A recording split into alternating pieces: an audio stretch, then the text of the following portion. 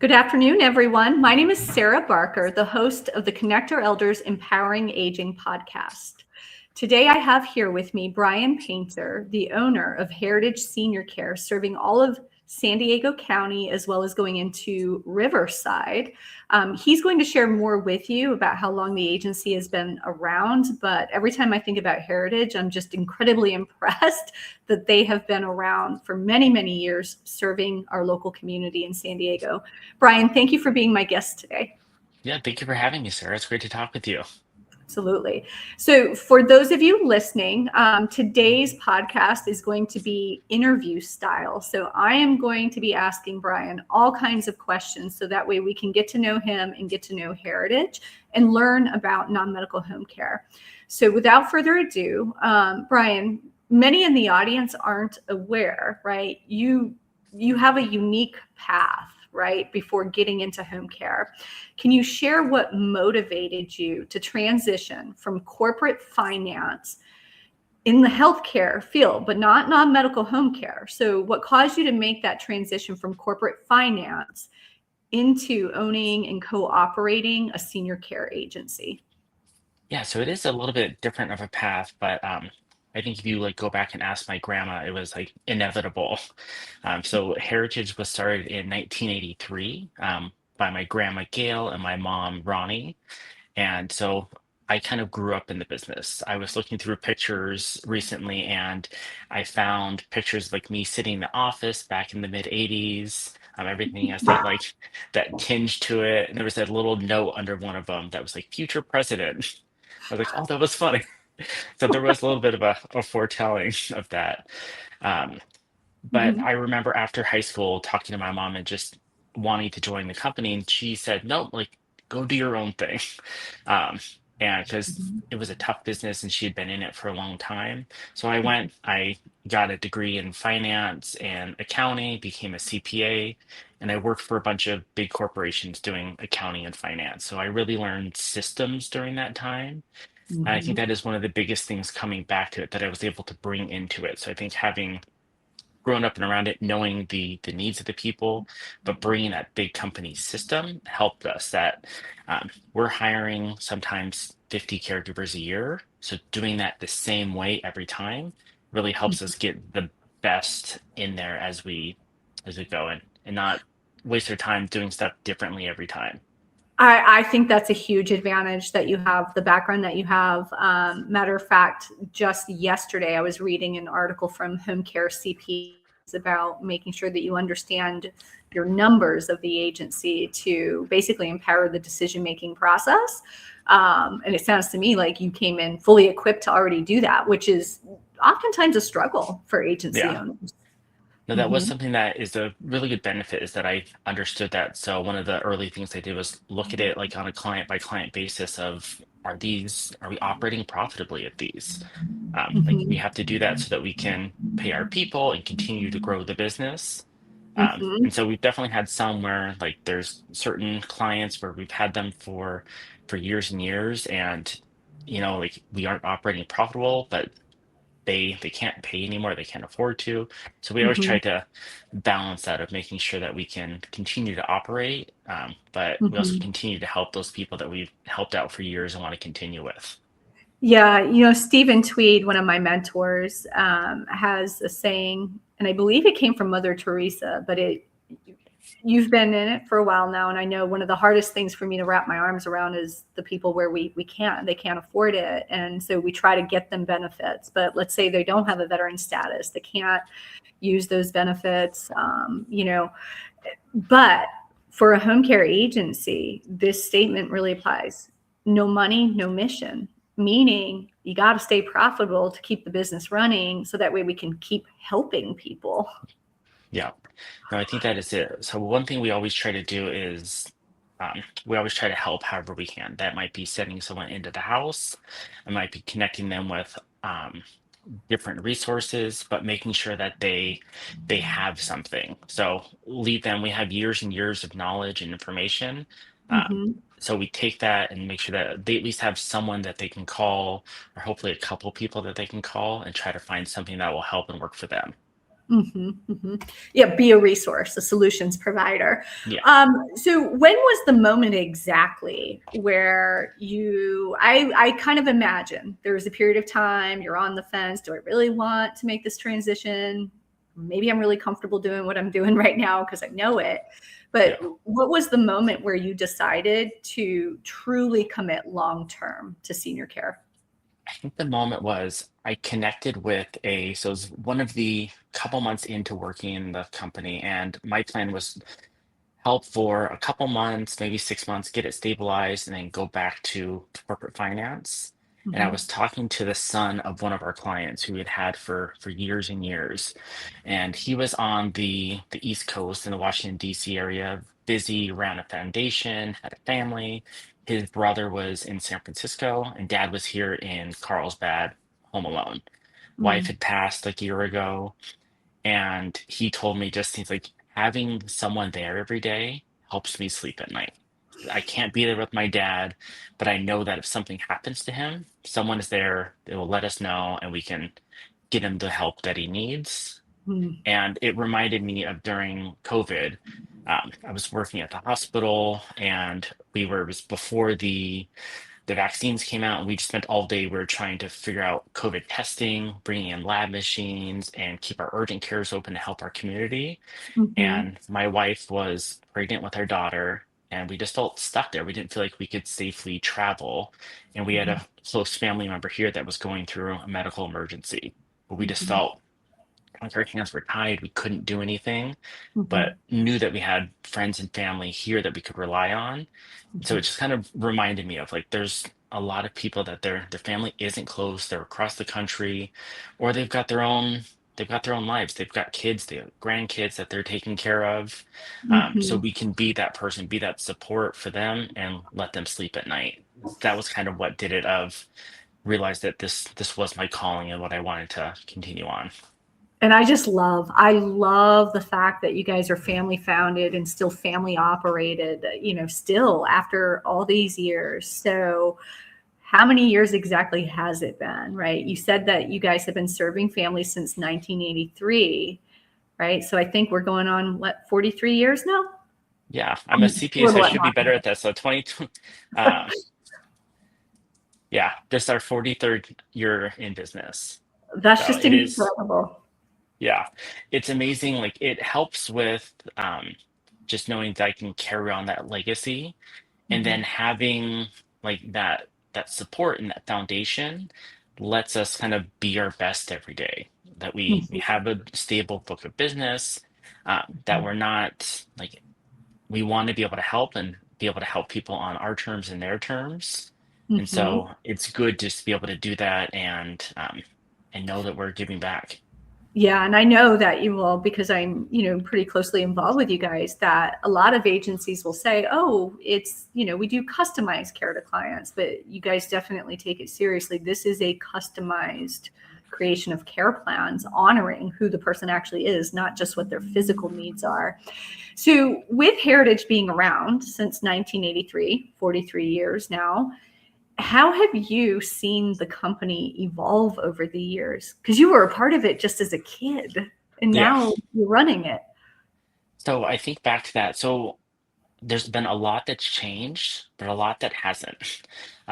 Like what we do day in and day out is essentially the same. We're just more efficient at it. We're not like opening the Thomas guide and calling someone, leaving a message on their voicemail with turn by turn directions.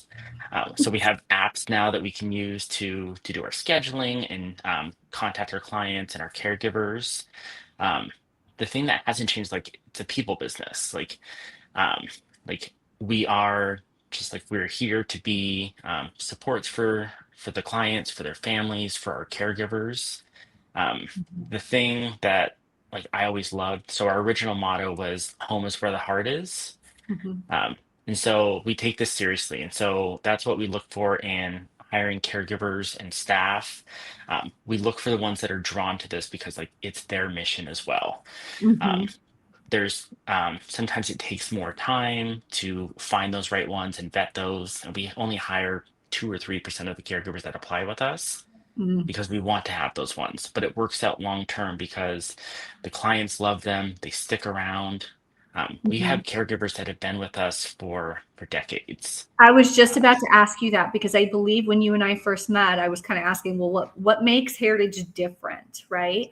And that was one of the things that was memorable, that you've had the caregivers with you for decades.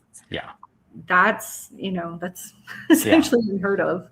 No, we had Um, one in our office the other day, and she's been with the same gentleman for, I think, coming up on 9 years, and they are legitimate friends. She said that he's like a second father to her. mhm, And I can tell when I talk to him, he cares about her. And mhm, if I offered her any other case, like she doesn't want to take it. Like she wants to work with him. mhm. And it's so awesome to see that those connections that they build. It's genuine care, right? And that's kind of what we're talking about, being that in town son, that in town daughter, which aging life care managers usually say. But if somebody doesn't have their adult child who's geographically located to be able to do it, or they're just so busy, like we Yeah, mentioned earlier, it's good for that relationship to form. Now, of course, we all know elder abuse is an issue across the United States and everywhere.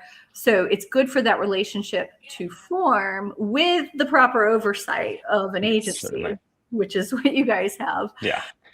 Okay, what are the core values that guide your team, and how do you ensure they're reflected on in the delivery of the daily care? Yeah, so this is another thank you I want to have for you because we were talking about that. We went through a process last year where we kind of got the whole staff together and went through that goal setting and value setting thing. And we spent half a day doing it, but what we came up with for our values are family, integrity, empathy, accountability, and respect. Mm-hmm, And this mm-hmm, is just kind of what we make sure that we bring to the table every day. We review this with all of our caregivers and we ask them, is this something that, do you share these values? Because if they don't, they're not a good fit for us. mm-hmm. But if they do, it's just one of those foundational steps that um, makes us feel comfortable that they're going to bring that love and care and respect to our clients. I love that. Um, in your opinion, and of course I am biased to you guys, what makes Heritage's approach to in-home care different from other providers? So it's tough to differentiate because there's a couple hundred different home care agencies in San Diego County, and we're Mm-hmm, all limited in scope of what we can do. So we can all do the normal bathing, personal care, dressing, toileting, light housekeeping. Um, like the law limits us to that, and we mm-hmm, stay within in those limits. Um, but what we do, since we're family owned and operated, we have the flexibility. We make the rules for how long our shifts are, what shifts we can offer, the timing. Um, mm-hmm, so that is kind of where we set ourselves apart and being that person that is going to answer the phone of, we have some clients that they use this periodically as a backup to a family caregiver or transportation to appointments. Um, mm-hmm, those ones, like they probably cost us more money than we make from those ones. But it's so fun to be able to like build those relationships and help those people over years that will mm-hmm, continue to do those. Um, mm-hmm. so we always just talk with everyone of like we want to make sure that you really like our services, you're getting good value for these. There's no Yeah. long-term commitments or anything like that. So people should always feel that are getting the best care. And we get Mm-hmm, feedback from our families all the time that our caregivers are angels and they're amazing and our staff. So mm-hmm. I think we're on the right path. Yeah, and I don't have here listed in my questions, but I do think it's worth mentioning how many years you guys have been serving veterans throughout San Diego County. We know San Diego is one of the more populated places in the United States with military veterans. And, Heritage, you guys have been contracted or you've been a provider for the homemaker program with the VA for a very long time. Yeah, I think we're coming up on 8 or 9 years. I think we started in 2017 or 18. Hmm. We are a contracted preferred provider with the San Diego Veterans Affair through the Hmm. Homemaker program. And so what that means for people that aren't familiar with the Homemaker program, it's a benefit that applies to all of our veterans with ADL needs. There's no financial or asset-based qualifications. If you were a veteran and you need help with one of those things that I just mentioned, the VA will pay for your care, Mm-hmm. nothing out of pocket. So it's been wonderful to be able to be a provider and help out. I looked the other day, we're almost at 400 veteran families that we've helped over the years. And the veterans are all wonderful clients. And so we have recently brought in a veteran liaison that we're using to expand that program to make sure that people know about these Mm-hmm. benefits that they've earned and they're entitled to, and we want to be able to give back to them. And so it's been a wonderful program to be able to be involved with. Yeah, and I would urge anybody in San Diego County listening to this, right? If you think, well, I'm a veteran and I want to learn about this, or my dad, my brother, my uncle, get educated on it. The VA is probably not going to proactively tell you about it. Yeah. So I would urge you to reach out to Heritage Senior Care. And something that is setting them apart is that because of the military or veteran experience on Brian's team, it's not like they're just giving the family a list of steps, right? They can actually handhold your loved one through this process and be very educational throughout the entire process to make sure that those benefits, they can benefit from them. Yeah. No, we do Okay. have that list too that we give people. We just always let them know of here are the Mhm. steps. And yeah, if you want to go off on your own, a lot of people just they go through it. Oh, I already have the DDT or the DD Sam, 214. yeah, T14. But yeah, so we can provide that as a basic or any level of support of sitting down and filling out that paperwork together over a couple hours. Hmm. However, people need help, and if they need help navigating the VA system in other ways of um, our veteran liaison Stephen recently helped someone get a Hoyer lift. Hmm. It was $3,000 and they didn't have the funds to pay for it. And he spent hours with them going back and forth to VA. But now this client can use this so she can safely get her husband up. He's a big, Hmm. tall gentleman, and she was going to hurt herself doing it. So we're always And willing that, to help and go through mhm. that. And that's what I love about it, because it's not just you guys are simply taking the authorized hours that the VA is giving for the client. It's like, okay, what other resources could they benefit from that we can advocate with the VA to get them, right? Yeah. Even outside of the homemaker program. So we all, anybody that's in this industry, I think would agree that it's very fulfilling, but it can also be very draining, right? And very frustrating sometimes. So, how do you balance the emotional and logistical needs of family caregivers and clients? Like, how are you helping them to navigate that? I think that so the biggest thing that we can help with there is just to listen and help provide guidance. We always tell the people that like call us if you need something. Like being a caregiver, especially a family caregiver, is a thankless job. Um, I think that the people don't often realize how much care and how much time that their spouse or their son or grandson is putting into this Mhm. because they just can't see it and they're not getting that thank you that they deserve. So I always take the time to thank them for what they're doing. So oftentimes they've never heard that or it's been very long time.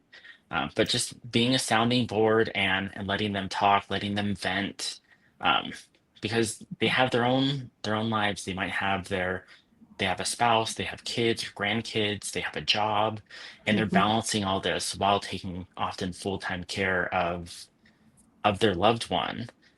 So we just try to help them avoid burnout too. Yeah, and I've realized over the years, right, some of the emotions that unless proactively addressed with them, they may not even realize they're feeling or kind of scared to admit it. But the feeling of I don't know what I'm doing, or I'm not doing a good enough job, or they have this feeling of shame that they wish they could be doing a better job or doing more for their loved one, but they're pulled in like so many different directions. And so that's where we can come in and, as you said, be that sounding board, that emotional support, and let them know that like there can be relief Yeah. if they let us help them. Yeah. I was talking with Um, a client yesterday, and she's getting up 3 or 4 times a night to help her husband because he needs to go up. And so we started talking through the options, and we came up on like having him in depends overnight.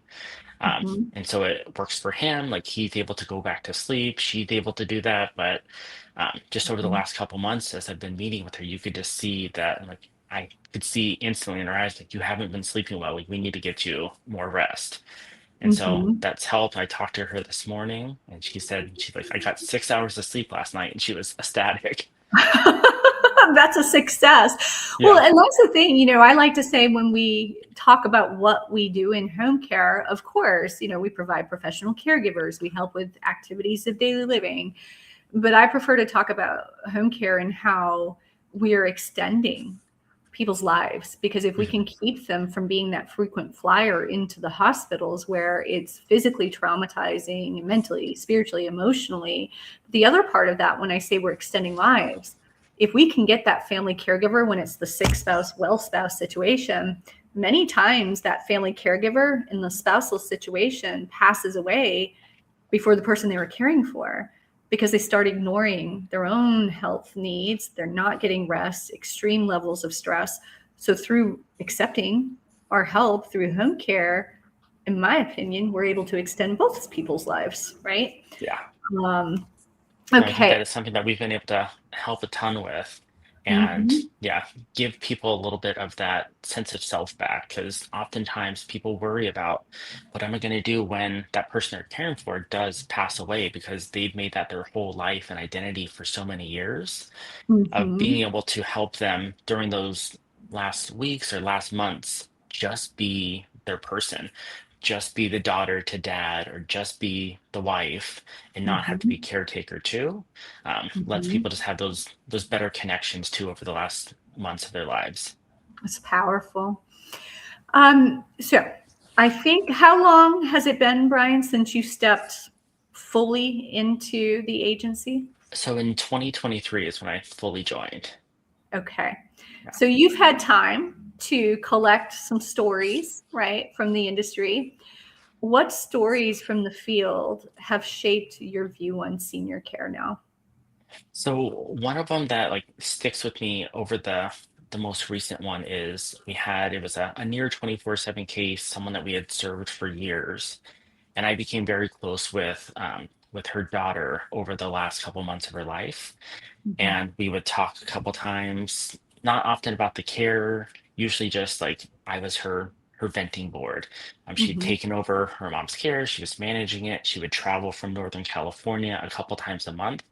Mhm. Um, and then after her mom passed, I call her every couple weeks just to check in on her. Mhm. And then she told me, she's like, it was really hard because like I lost my mom, but then I lost all these caregivers too that I knew. And I felt that we had done like a really good job helping support, but then at the end of it, she just felt like everyone kind of just went away. Um, and so it was like a red flag or something to me of we need to find out ways that we can help provide more resources for that, for here's what to expect, here's what to happen, and how Yeah. to hold people's hand through that process more if they'll allow us. I've never, so there's the first person that comes to mind for me locally in San Diego would be, Elizabeth Ooslander, Empowered Endings, Dr. Bob Mhm. Ooslander, or right, if that client were to be on hospice. But I think you said she was geographically separated. So, I love the idea of maintaining contact with the family members, even post death, right, of the client. And I don't know that I've ever heard of a home care agency that puts some sort of structure in place to do that. Yeah. So yeah, we've been doing that. We use our new system to put reminders in because like it's hard, we get busy. Um, Mhm. but yeah, those are relationships that we've built, and we Mhm. want to just like check in on those friendships, just like you should of the friends you've had for years and years, of Yeah. having those reminders. And one thing that I try to do with like both personal and business is you're driving, and you're like, oh, I should text so and so. Like I'm really trying to do that. Of I'm in the phone for 20 minutes. Why don't I just call them and say hi? Yeah. And it's made some really like nice phone calls that wouldn't have happened. There's a CPA in town that I've known forever, and I coined it. Somebody told him to do it, which was make a point that when you think of someone every single day, call somebody, right? It doesn't have to necessarily be focused on business. More than likely it'll be somebody through business, but it's just a say hello phone Hmm. call, right? Yeah. Yeah. Who Um, doesn't love to get one of those? Hey, I was right. thinking of you and I called. Yeah. Yeah. Well, I love that you guys are kind of putting a program around that for Yeah. the family members of clients that pass away. I think that that's a big differentiator, and I think that it's just thoughtful and the right thing to do. Okay, so let's talk about long-term care insurance. We wish, I'm sure, that every family we come across had a long-term care insurance policy, but that's just not the reality. I know in my years, I've had situations where it turns out mom did have a policy, but mom forgot she had a policy, and the children don't exactly know what it says in the policy, right? So I would encourage anybody in senior care, when you do get a referral and you're doing an assessment, try to dig a little bit deeper. Like, if you ask them if there's a policy and they just say no, ask a few more questions to see if maybe they worked for a certain company in which they did Mhm. get that type of policy, or there is one and it's just been forgotten about or misplaced. But Brian, why is long-term care insurance policy review an important offering, and what common misunderstandings do families have about it? I think that one of the biggest reasons it's important is because they don't make it easy. The insurance companies, like they want to offer these and sell them. They don't always want to pay out on them. And so it's complicated language. You might call and be on the phone for 45 minutes. Um, and yeah, it's just confusing. A lot of times when people come to us, it's in times of distress too, where just those basic concepts are just hard to process because they're dealing with so much on a day-to-day basis. Mhm, So that's why I always like to, if we can, have a copy of the policy, go back mhm, to my desk, shut the door, and read through it, and then make some notes on it. Um, Call the insurance company, and then be able to explain back to the families, here's exactly what they'll pay for it.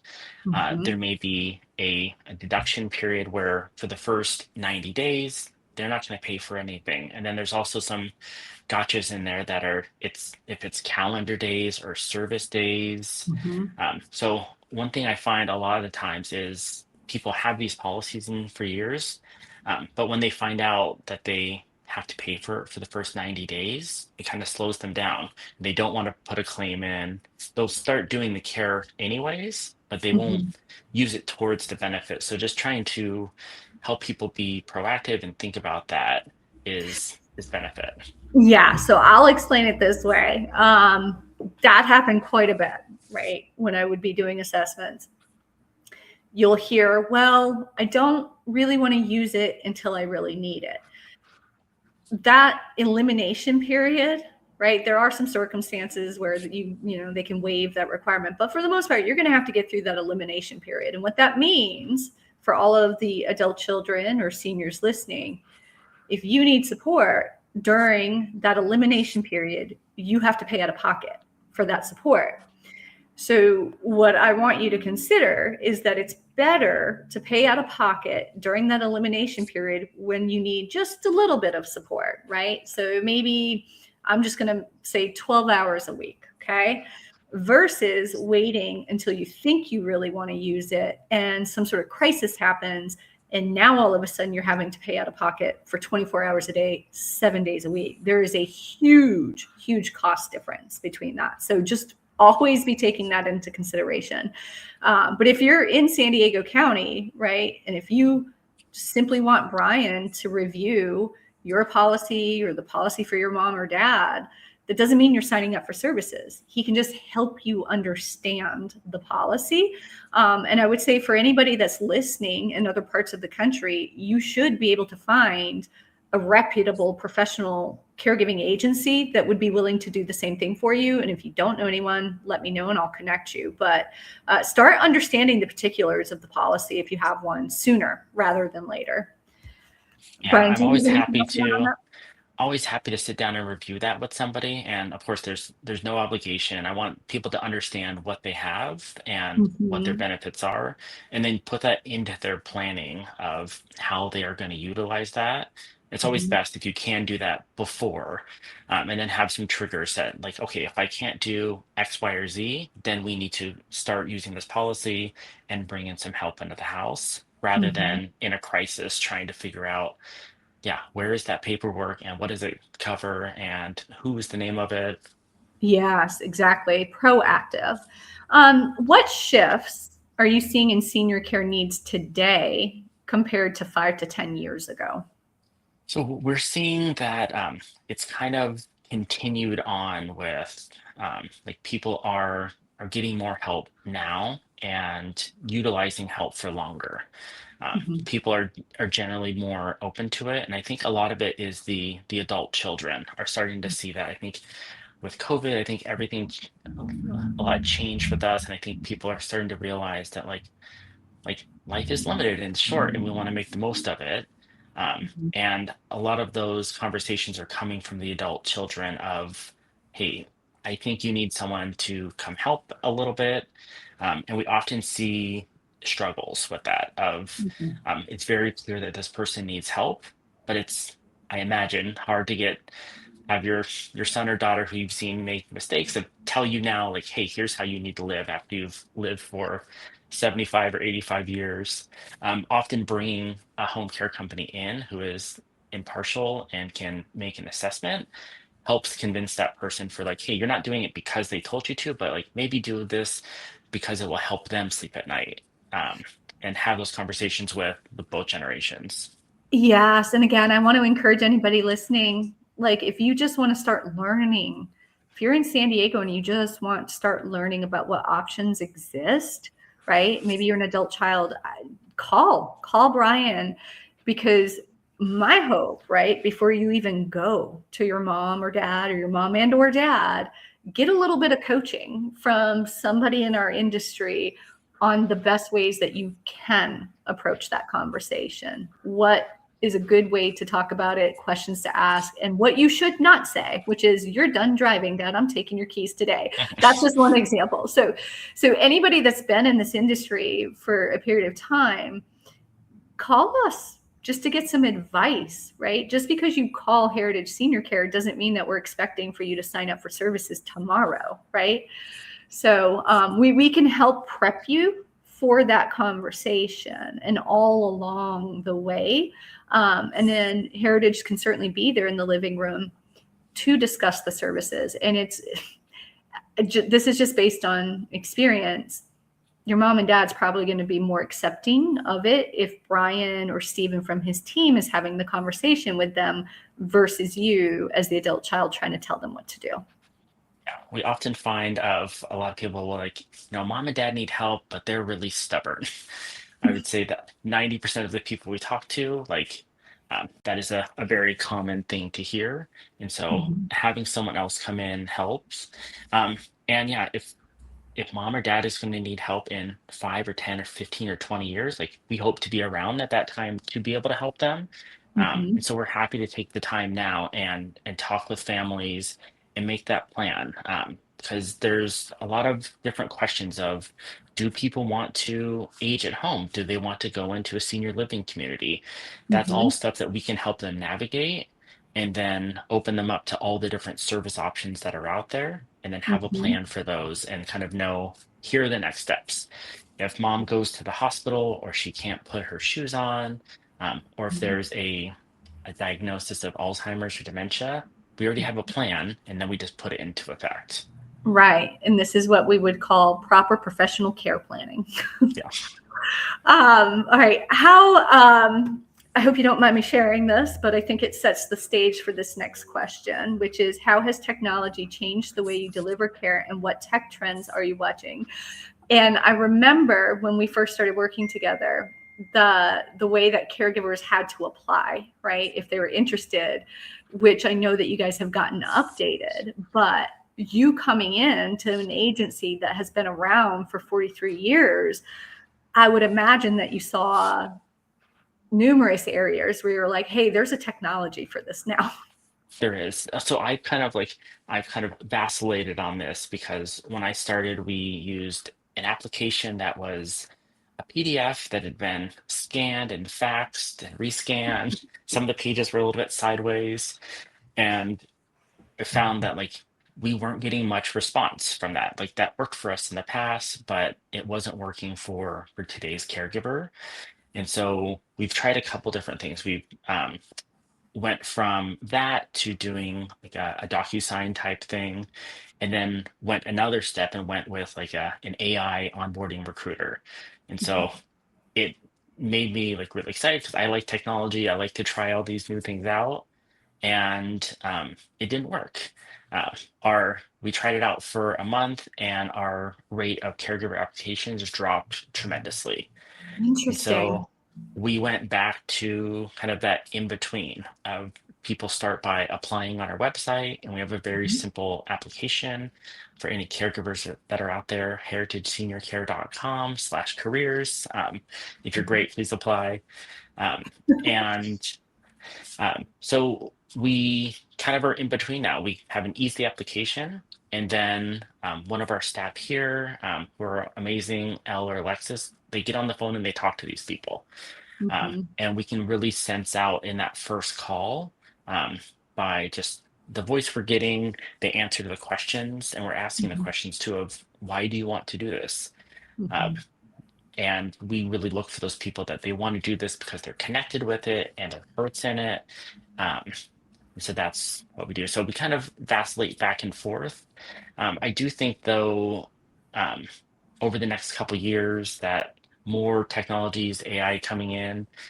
We do use some AI in our call center that tracks notes from caregivers, Mhm. and it identifies trends. So um, people putting in notes that someone is using the restroom more often overnight, the system flags it, and we can check on that and then get them into the doctor earlier for a possible UTI. So we Mhm. use those. We've looked at some that have like listening devices in the home, and it might help, but I don't think people are comfortable with that. Mhm. Um, so we go back and forth on what we do for technology. You know, I think, right, we can all agree there's so many different technologies now, so many different softwares that exist, and they're worth exploring. But I think it's really important for a home care agency not to ever lose sight of the foundational principles that are important to a home care agency, which is the people, the caregivers, the backbone, right? I call them the front lines of an agency. And how do we treat our people, right? How are we investing into the staff? Which leads me, Brian, I think one of your staff members, Stacy, hasn't she been with you for a very long time? Yeah, she just celebrated her 20th anniversary with us. So when I first got into the industry, I like was looking at trends, and I think the average staff member is with someone for 18 months.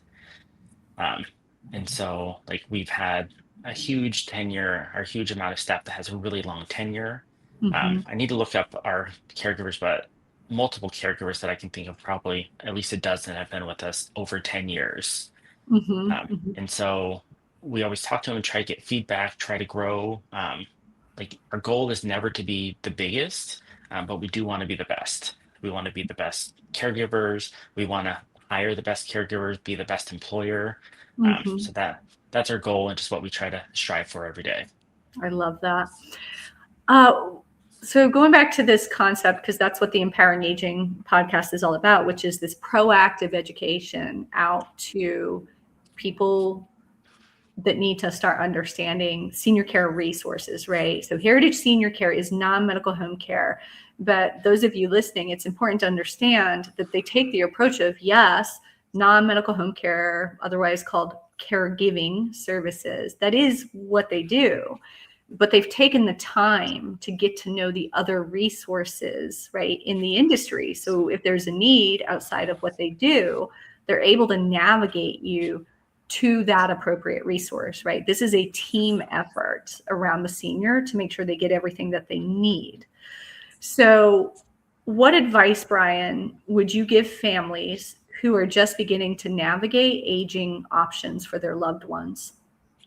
I think find a local professional the company's been around for a while and they've been doing it, and ask them for help. I think people that are in this industry, they want to help, even if you're never going to be a client, like we want to be able to help people navigate this process. And I'm Mm-hmm. kind of blown away just of how much is out there. Like I'm learning more like every single day about new programs that are available. Um, and all of these things. So at first it felt like caregiving was our little silo, and we had the doctor, and then we had the emergency room. But there's so many more. There's dozens and dozens of support areas Mm-hmm. that we've taken the time to build relationships with, and be able to help people navigate and kind of see some of those early warning signs of, this person might be a candidate for home health.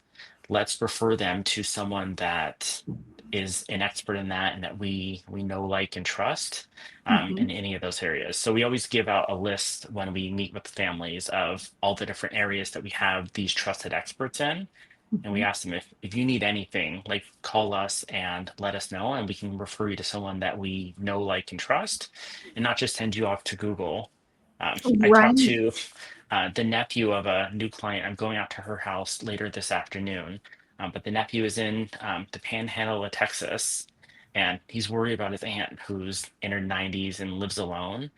And I just told him about all these things and said, like, if she needs a handyman, call us and we will find someone to go out and help with that sort of stuff because, yeah, he's 1,000 miles away and we're right here in the backyard. Let us help out however we can. Right. And you've already vetted the resources, Yeah. right? So if you operate this way as an agency, that is just increased value to the client and the family, right? Home care is the lane, but taking this approach where you have other resources saves that family so much time and stress and headaches. Yeah, people don't know what they don't know. So if we can, sometimes people will call and they'll describe some different service that we don't offer. And Mm-hmm. we always make sure to, like, connect them with someone. Don't just hang up the phone. Say, hey, Mm-hmm. let me either like three-way call and get you connected with this person. But Mm-hmm. don't send them back to the Google rabbit hole. Exactly. Okay, so this industry can be challenging. There's really, really high days, and then there's some very stressful days, right? It's a people business. So what keeps you motivated on those challenging days? So there's a quote from Marcus Aurelius that has always stuck with me. He was a Roman Empire like 2,000 years ago, Hmm. and kept all these personal journals. And so I have it written down on my desk. So it's at dawn, when you have trouble getting out of bed, tell yourself, I have to do work as a human being. What do I what do I have to complain of if I'm going to do what I was born for? These things that I was brought into the world to do. Of like every day it's just like get up. So I do that for work, I do that for my family, Yeah. because like we're here and it is what brings me joy and makes me feel fulfilled at the end of the day. Do you find, right? Because everybody has bad days. Everybody has challenging days, right? I find that even when I'm not feeling like doing it, but if I force myself to do it, like that quote, you end up feeling better versus if you didn't do it and you just sit there and kind of like wallow in the fact that it's a bad day. Yeah.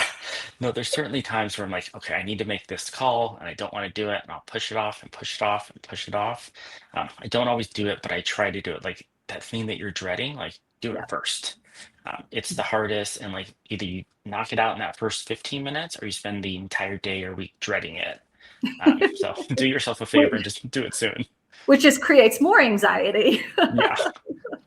That's great advice. Okay, any mentorship or leadership lessons that you lean on regularly?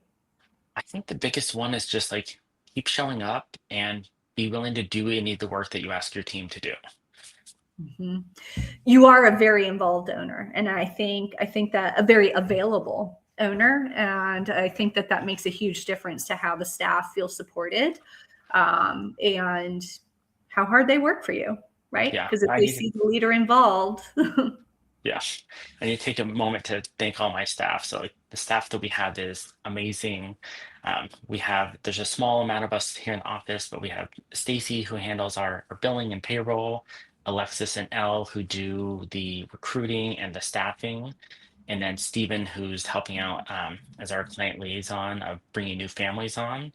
And I wake up every day just thankful for all of them and so happy that I get to work with such an amazing team. Well, they all adore you too.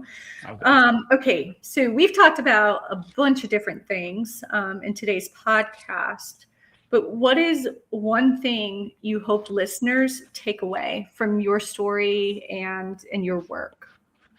I think just like figure out a way to help contribute. Like everyone has a unique set of skills. Like figure what that is like in the world of what you can do, and just kind of it's like back to that old Boy Scout motto of like when you go camping of like leave the place better than you found it.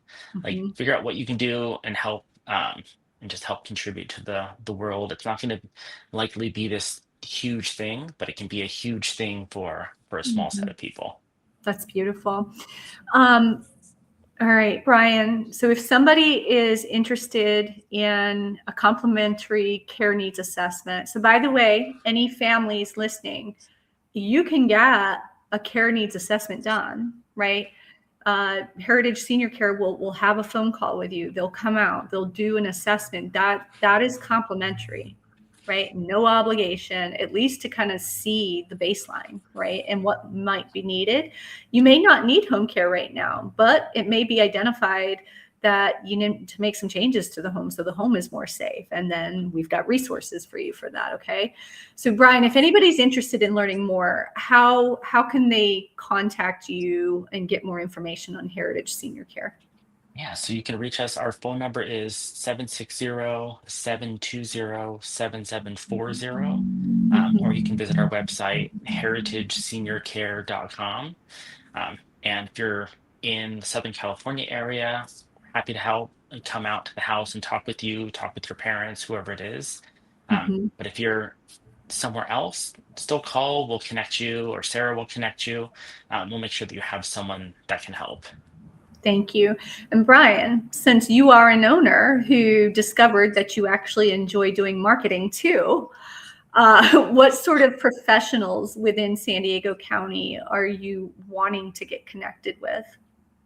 Yeah, so Sarah, you recommended for so long that I should get out there and do marketing and kind of like drug me into it. But it's been great and I really enjoy it and being able to do that. And I realized too that just helps build up our network so much. My goal for this year is to be more of a resource for financial planners, administrators, fiduciaries. Um, Mhm. they're great professionals that do really well at what they do, and I want to be able to bring our knowledge over so Mhm. we can help them and their clients make plans for what happens when they need care. How much is it going to cost? How long are they going to need the different care options? I Exactly. have a worksheet that I've just put together that I'd be happy to share with any of those groups, just to be able to plan for some of that. Yes, and my message to any financial planners, trust officers, attorneys, CPAs, right? All of you guys on that side of things, think of it as we, right, Brian, we're kind of a member of that advisory team around that client. So in the center, right, my fake client's name is Reese Miller. And around Reese Miller, she's got all of her healthcare people, right? Primary care physician, more than likely some specialty doctors. But what about her financial planner, her estate planning attorney? I mean, maybe she's got a fiduciary as well. But senior care, more and more people are living longer. Cost is becoming more expensive. You really need a member of that advisory team around, right? Miss Reese here in the middle to be able to give you guys information. It helps you guys to guide your clients better if we can provide some education from our perspective of things, like what is the true cost of aging in place. And that's just one basic consideration. Yeah. No, bring us in as a part of that team to help out. And I think it's gonna help you too look more connected with your clients of that you also have this resource and this network that you can bring in to help with any specific areas. 100%. Well, Brian, thank you so much for being our guest on the Connect to Elders Empowering Aging podcast. Anybody that's listening, I will be downloading this and uploading it to the YouTube channel. And I will share direct contact information for Heritage, so that way it's easy for you to reference. Brian, thank you very much. Thank you very much, Sarah. One more thing, just while I have you, that I want Mhm. to do. So one thing I've learned over the past couple years of doing assessments is how important hearing is to seniors.